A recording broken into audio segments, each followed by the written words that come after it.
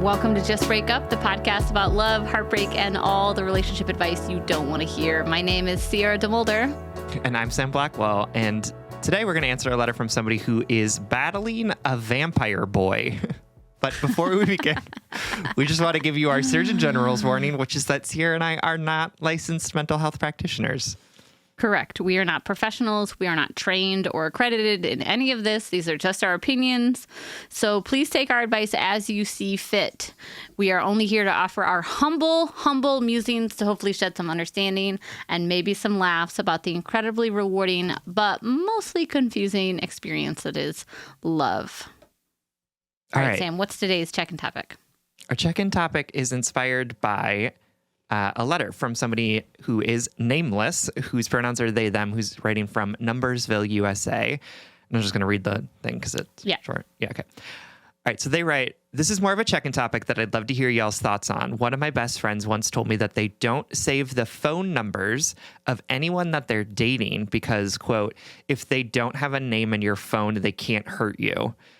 And after being utterly destroyed by my first lesbian breakup, Sierra gets it, I started doing the same thing. And to be honest, it has worked. I would love to know y'all's thoughts on this silly theory. Love you lots. All right, nameless, thanks for the check-in topic. So general response to the idea that if they don't have a name in your phone, they can't hurt you. I'm like, yeah.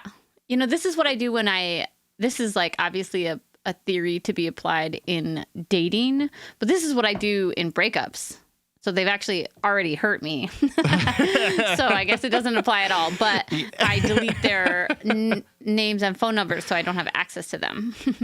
Yep. But I've never actually done it in the dating process. Although sometimes it does take me a long time to assign a contact to a name. But that's just because I am chaotic. Absolutely. Yeah, same. Yeah. I have so many 100 text back and forth with a number, and I just know that person's number by the area code that it's them. It's like that almost got me in trouble. This not in a salacious way, but I have 2 unsaved friends in my numbers right now. I bet if you're listening, you're wondering who you are. It's me, everyone.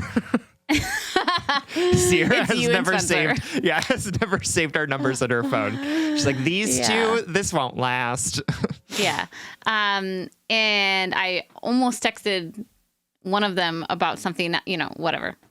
That can get tricky. That's all I'm saying. Yeah, so absolutely. That'd be my you first could point sext your friend that instead of the person my you're podcast dating. host. Yeah. So, I think this is a fine theory, and it makes a lot of sense why it's working. And here's why I'd be like, yeah, sure, this is a fine theory, is because I think that it right sizes these what are essentially strangers that we're dating in early dating time.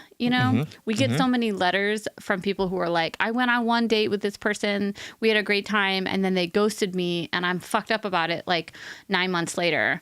And that makes a ton of sense to me because we put a lot of importance on strangers' opinions of us, outsized importance. Sure. And the idea of not having a place in your phone sort of it's all in our head, but strips them of their importance. You know what I mean? They're just a number. They're just another person that you met that came in your life just for a passing or a fleeting moment, and they're not for you for whatever reason. So that's why I think the theory works. It falls apart a little because a person without a name in your phone can still definitely hurt you and text you. Yeah, no, absolutely. I think it's it's nice because it helps prevent over romanticizing people, right? Where it's now, I'm trying to think of a name and I can literally think of no one's name. Tori. Paul's, I don't know. Yeah. Samantha. Samantha's number. Richard. Is not in my phone. So I'm not constantly thinking about them, right? Or so I think that is what is helpful about it. And I think it's that's one tactic to take in preventing yourself from like getting too far ahead of yourself in like the romanticization of this person that you don't even know, who seems really cool, but also like, you know, doesn't floss or whatever. Right. And I also am like, I want to be clear to the lovely letter writer here is that like one of those nameless numbers is going to hurt you. Like it is going to happen. Absolutely. Because like, you know, no matter how much distance we put between ourselves and the people that we're trying to date, like, of course we're going to get hurt because like if we're not getting hurt, then we're like not doing it right. You know what I mean? Like if we don't have any investment in the relationship or the people we're dating, then like it's not going to go anywhere because we're not emotionally invested, because like dating people is about vulnerability, and vulnerability is about opening yourself up to the possibility of being hurt. Right. So I think that there's like a fine balance there between like, you know, romanticize every single person, like think that you're going to marry every person you talk to on an app and be completely emotionally closed off and like never let anyone in. And like, I think people need to find the right balance of that for themselves, you know, and some tactics may help with that, but it's not like an either or type thing. And also like people are capable of hurting us even if we don't know them or don't have their numbers saved in our phone. Well, and I think you said it perfectly, just that going into dating and being like, I want to wholly protect myself from the vulnerability of being known. You know, the potential of being hurt, you know, you're going to miss out on a lot of potential connection. And unfortunately, connection is vulnerable. It does hurt us. So, yeah, I would give this a thumbs up. I would give it a, 7 out of 10 rating. Yep. With the caveat that, putting distance between you and these people that you're dating so that if they potentially hurt you in the future, they have less, talents in you is good. It's not foolproof. Yeah, absolutely. Are there tactics that you used to use when you were dating to help you not romanticize people, or did you just go whole hog on every relationship you were ever in? Sam? What do you think, Sam? Whole hog. You know what I did to not romanticize people? I would date multiple people at once and fall in love with all of them. All of them. That's right. That is very true. It was no good. It was not a good time in my life.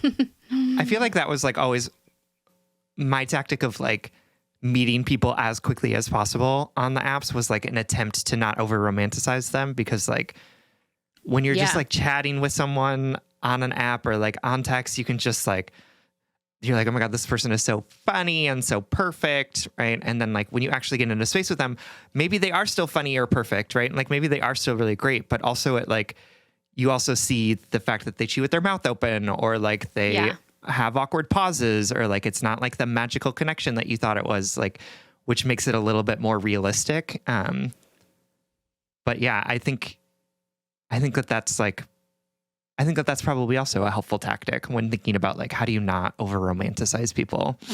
Yeah. Yeah. I would just delete their numbers. Sierra's advice for dating: just like immediately start dating and go to the grocery store together. Yep, immediately. Absolutely. And then when you get dumped, erase their number from the universe of your life. Yeah, great. Totally. I love it. That's good. Okay, perfect. Okay, side note before we get into this letter, this morning on a walk, I was like reminiscing about a specific time in my life and like really thinking about the chaotic dating choices I made. It's true. And like I'm very transparent on this podcast, but I was like really sitting in the feeling of some of those choices. And like, I don't think I would want to admit them. Like I don't think I would want to tell you exactly what I thought about this morning. I think you should admit them right now. Give us a little taste. Patreon episode. I'll admit them on a Patreon episode. Okay, good. But first I need to have a drink, and everybody needs to sign. All of our patrons need to sign an NDA. Yeah, okay. I love that. Well, thank you, Nameless, for this check-in topic. We hope that this tactic works for you. Yeah. 7 out of 10, which is more than 5. More than 2. Absolutely. Thank you for writing. We love you. All right. Diving into today's letter. It's from Unsure Girly, whose pronouns are she, her, who is writing from the fork in the road. For the last 4 years, I have loved a guy we can call Vampire Boy. During the first half of our relationship, we experienced the classic anxious avoidant dynamic, interspersed with incredible moments of deep love, understanding, admiration, and compassion for each other. The relationship was painful for me, mostly because he was struggling with depression and overworking himself too much for me to feel truly nurtured and seen. Like he never planned a date for us, gave me gifts or wrote me letters on occasion, or seemed keen to spend time with my friends and family. We would often go weeks without hanging out or even talking much because his workload or his isolating depression. My anxious little heart went crazy in this relationship. Many times I felt prompted to move on from the romantic aspect of our relationship, but would be pulled back as soon as we were finally able to spend some time together. And I'd realize just how many qualities he has that I want in a person. He's truly the funniest, smartest, most beautiful, driven, and empathetic person I know. He is level-headed and always knows how to have a compassionate and intelligent conversation. He's an incredible and unselfish sexual partner, always ensuring that both parties feel safe and loved and enjoy themselves. He is clean and presents himself well. He's a fantastic listener and knows how to comfort others. His worldview is incredibly intuitive. All of these qualities make him so appealing to me, while I still know that we have many big incompatibilities. For instance, we might not ever want to live in the same city again, and I have a very active and healthy lifestyle, while he naturally does not. Is this my fucking ex? Like, is this person dating my ex? I was literally like picturing him as you were reading all of these questions or all of these characteristics. Especially because of this next line that I'm about to read. 2 years ago, we, quote, broke up before he moved from his little college town to pursue a music career in LA. Knew he was a musician. Knew it. A passionate and generous lover. Are you kidding me? Absolutely. Absolutely. Though we have both tried dating other people, neither of us have found anyone else that we want to spend our time with. We keep in pretty constant communication, and when we do see each other, we always have amazing, compassionate sex. Since being in LA, he has expressed to me that he wishes I could still be his girlfriend, even though we are 500 miles apart. I have noticed over the past 2 years that he has made more of an effort to do, quote, boyfriend things, like planning dinners, trying to connect and more deeply with my loved ones, and showing up for me more consistently in ways that he knows makes me feel safe and loved. Though we are still very in love with each other and both feel mostly comfortable with our current situation, he and I have both expressed that we can imagine ourselves finding different partners to spend our lives with. However, we keep returning to each other despite the physical and emotional distance. My question to myself is, do I continue enjoying the beautiful parts of our relationship until one of us finds our next person, or start setting more boundaries now so that we can open up space for new people to enter our lives without totally destroying our friendship? We certainly have a safe relationship where we can talk about all of these things openly, but I'd really appreciate an outsider's perspective. Thank you. All right, unsure girly. I'm so sorry you're feeling so unsure. And, you know, I think that these kind of white whales of relationships, right? Like the people who like kind of got away that are still like lingering in our lives are, like really challenging to know what to do with, right? Because, it seems like there's not like really anything super wrong with this person, minus the fact that he lives far away from you and that like it feels like, you two are not compatible in like a relationship sense. And still there's something so wonderful about knowing that there's like someone out there in the world that would be with you if they were near to you, or that, provides all sorts of different things that you might need, like compassion and interesting conversation or great sex when they're in town, right? Like, I think we think of the world as being like, yeah, we have our friends and then we have our romantic partners, and like those things should be like really clear cut and should always make sense. And, I think what we often find as we move through this world is that stuff is confusing and it's not as clear as we think it might be. And sitting in that confusion can be overwhelming. It can be frustrating. It can also be kind of magical as well in lots of different ways. So Sierra and I are going to talk a little bit about what you might want to do in this situation in a moment. But before that, we're going to take a quick break.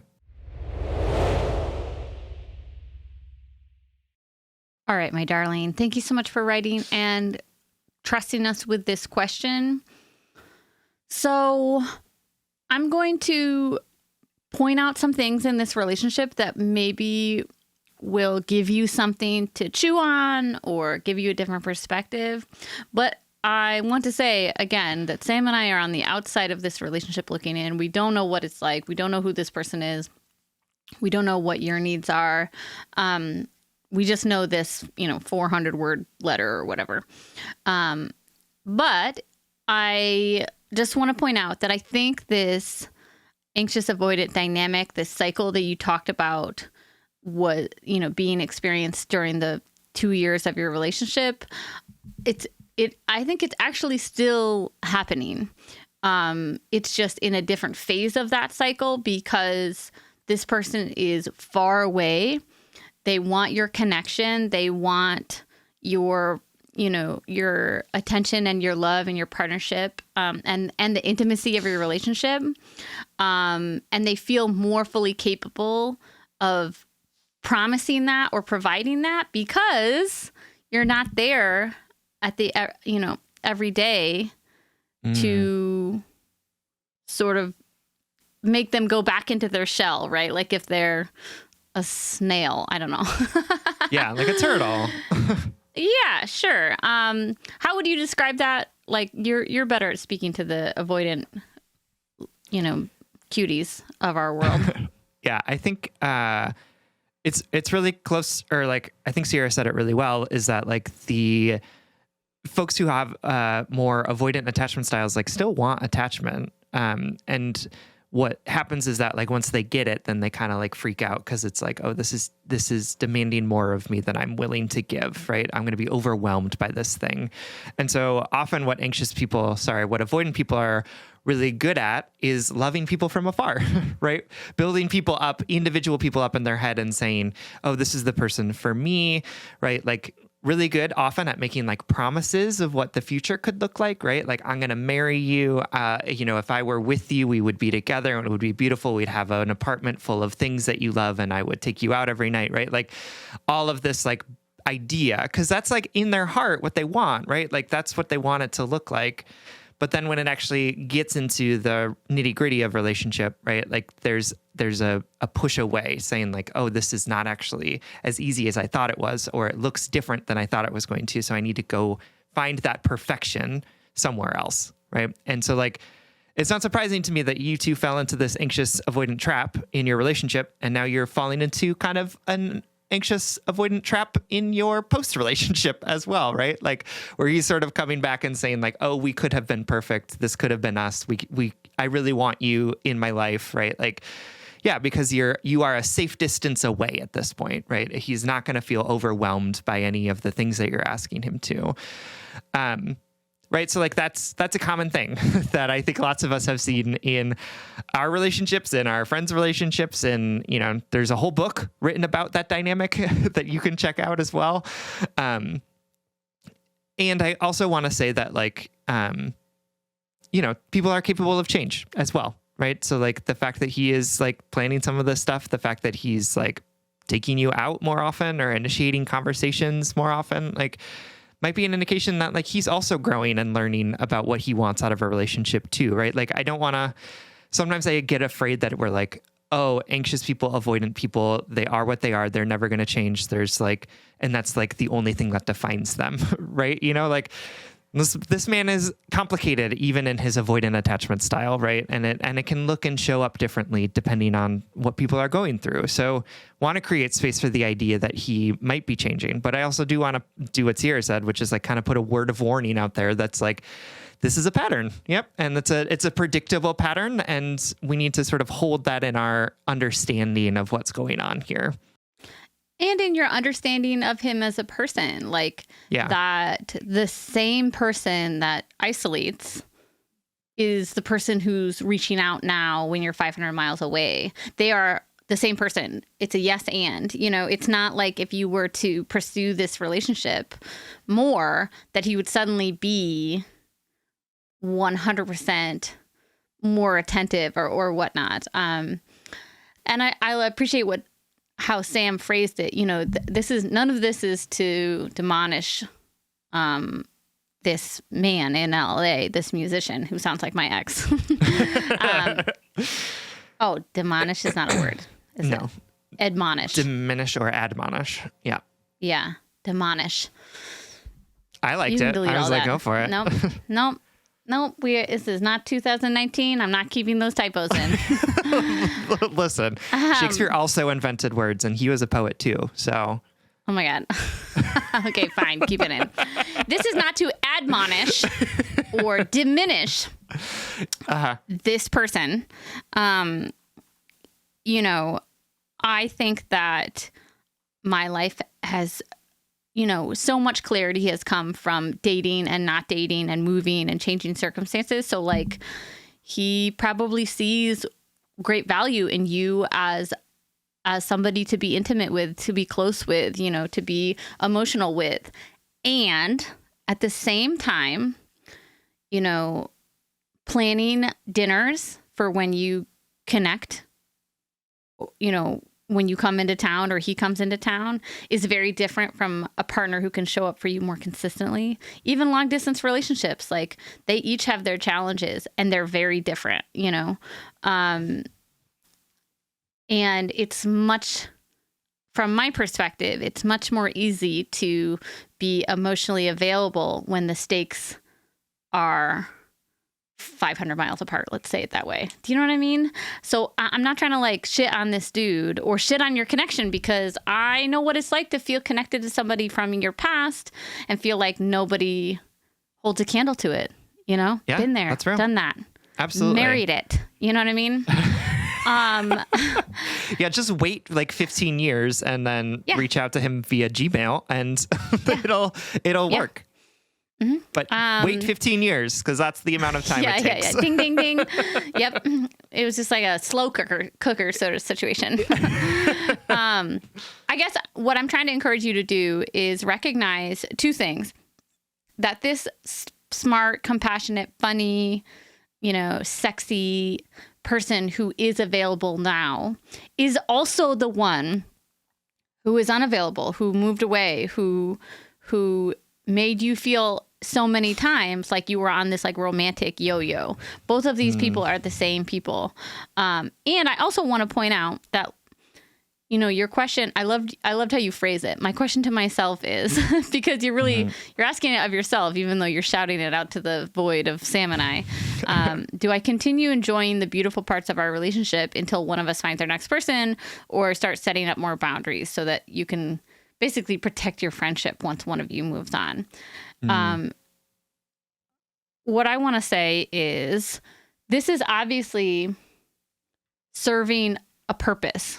This connection is serving something to you, not in a transactional way, but you have a connection, you're feeling seen and loved by each other. That's valuable. Like that has merit to me. Mm-hmm. And also it's serving something that's in direct opposition of maybe some of your bigger goals, Sure. I don't totally believe that you can't meet somebody when your heart is wrapped up in somebody else, that has been proven wrong 1,000 times on our show. Absolutely. Yep. And also I know that we emotionally say yes or no to things depending on our availability sometimes, or we see a prospect in something that we maybe wouldn't have seen under different circumstances. I know that if I'm emotionally entangled in somebody on my phone, I'm a lot less likely to look up from my phone and connect to the stranger across the bar, because I hate strangers, number one, but you would never talk to a stranger at a bar. Never. Just kidding. Just have social anxiety. That's what that means. Jessica Salgado, one of the poets that we had on our Head and Heart Work Conversations interview series, she always says, like, if you're not going to stay, get out of the way for somebody who will. And I go back to that idea of, like, this person is taking up space in your life and your heart and in your decision-making process. And I'm a little wary of that, because I know that he has, as connected as he is to you, he has a diverse and complicated and full life in LA, even though he texts you at the same time. And what I'm afraid of is that one of you is going to get hurt. On the other hand, Sam and I are both, surprisingly, it's normally me who says this, but Sam and I are both like, okay, why don't you date? Do you know what I mean? Like, I didn't know if we were actually going to talk about that on, I'm going to say it. on the episode. Okay. Like, why don't you date? Like, if you love each other. Yeah, we both read your letter and we're like, oh, just date. like just, I don't know, which is long so distance, off-brand. Make it work. It's so off-brand for both of us. For both of us to agree that you should, like, shoot your shot. Absolutely. Yeah. If it's that great, then, like, and he wants you to be his girlfriend, like, do you want to be his girlfriend? Do you want to see where this goes? Give it a try. Or is it easier to stay in that gray area or in the, on the sidelines? Is it safer? Safer, yeah. It is safer, and that's okay too. But the safe area is not, it's not completely safe, because one of you is going to move on one day. If you don't move towards each other, you're going to move away from each other. Yeah. And that's good. That's a good thing. But it's fodder for hurt. It seems like you two have really, like, found a cozy place next to each other on the bleachers of the arena, right? Like, where you're... Yeah, like, look at the game that we used to play. Yeah, absolutely, right? Or look at the game that we could be playing if we wanted to. We would play right? it so well if we did. Yeah, we absolutely... I mean? Yeah, even though we're on like, different teams and...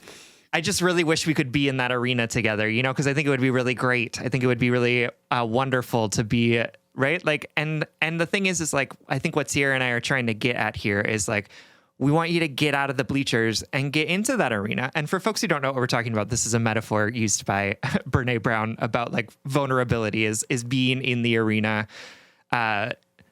And it's really easy to sit on the outside of it and watch and make comments, but it's much harder to actually be in the space of putting yourself on there, doing the thing. So I think you can do that. You can get into that arena in multiple ways. Like, one might be actually, like, trying to see what it's like to be vulnerable with this man and see what a relationship might look like between the two of you. Or it could look like you putting yourself out there for other people to find relationship, to find connection with somebody who's not just easily 500 miles away, is wonderful because, you don't have to wake up next to him and see his weird hair in the morning, right? Like, all of this stuff that comes with actually being in that arena, being in a place where you're in a vulnerable and open relationship with somebody.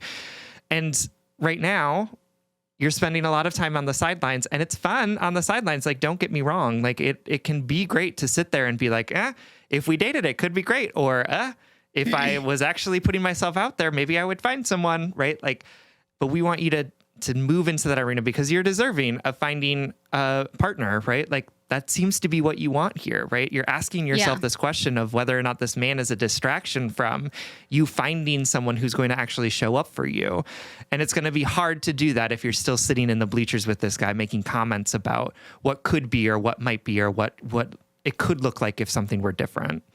I think that's honestly, surprisingly, a perfect metaphor. Like, I know we kind of go off the metaphor deep end. I'm really excited about it. It's okay to be on the sidelines together. That's okay. It's okay to, like, reminisce and look at the game and be like, oh my God. But it's recognizing, like, if I'm putting myself out there, if I'm engaging in vulnerability, are they meeting me there? Or am I just, like, standing out there by myself and, like, choosing to go out into the, like, yeah. Anyways, you said it perfectly. Also, really quickly, the Brene Brown metaphor is inspired by a speech by Theo Theodore Roosevelt. So yes. He's just to give credit where he's dead, but yeah, and also like kind of a shitty man. So yeah. So whatever. Do what let's let you will Brene with have that. it, you know? Anyway, yeah. So we hope this helps. We hope that you feel encouraged to explore that vulnerability and explore that desire and explore what the purpose of this relationship is in your life. You know, what space is it taking up? What benefit is it giving to your life? And what would it look like if all of that changed shape? Yeah, we hope this helps. Absolutely. Thank you for writing. We love you. All right, everyone. Thank you so much for listening. If you want more content from us, or if you would like ad-free episodes, you can always support us on Patreon. If you support us on Patreon for as little as $5 a month, you'll get an additional bonus weekly episode, as well as access to our episodes without ads. That's patreon.com/justbreakuppod. You can slide into our DMs, send us your favorite relationship memes, but most importantly, you can submit your questions about all matters of the heart at justbreakuppod.com, which is also where you can find our merchandise. Please remember to like, follow, subscribe, give us a 5-star rating and review. This literally keeps our mics on and helps us reach more brokenhearted souls who need 2 random strangers giving them relationship advice. Just Break Up is a production of Duvid Media, original music recording, editing, producing, all magical things by our good friend Spencer Worth Davis. Make sure to check out his podcast and music. And remember, you are allowed to be vulnerable. You are allowed to ask for help, to be uncomfortable and deserve comfort. Connection is found in that discomfort, but it takes courage to share it, to explore it. Be proud of yourself for sharing your true feelings, even when it is scary. And if all else fails, just break up.